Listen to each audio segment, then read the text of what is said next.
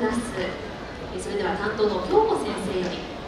仕事が終わって自分の趣味に時間をかけることを目いっぱい楽しんでいる女性たちのクラスです。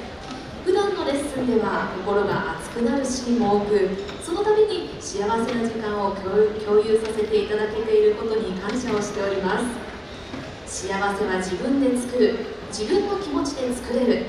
そんなハッピーなダンスを披露してくださいね。楽しみにしています。それでは横浜港木曜日19時のクラスでプロトゥーの手札どうぞ。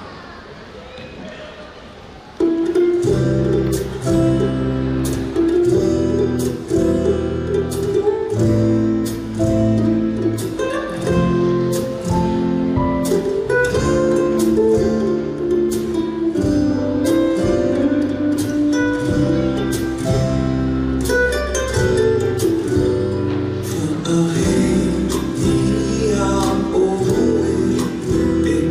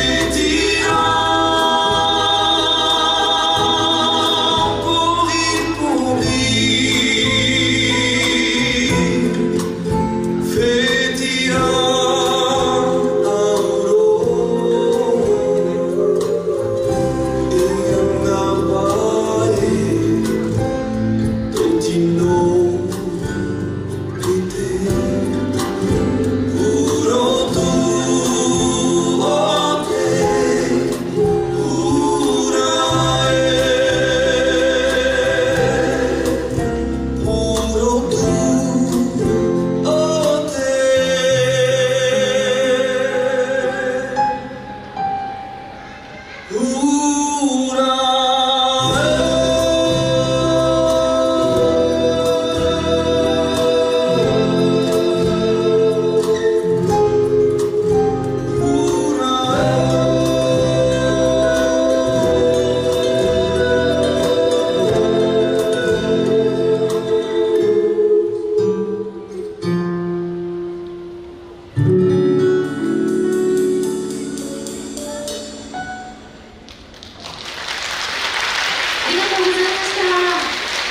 浜港木曜日11時のクラスの皆さんでした。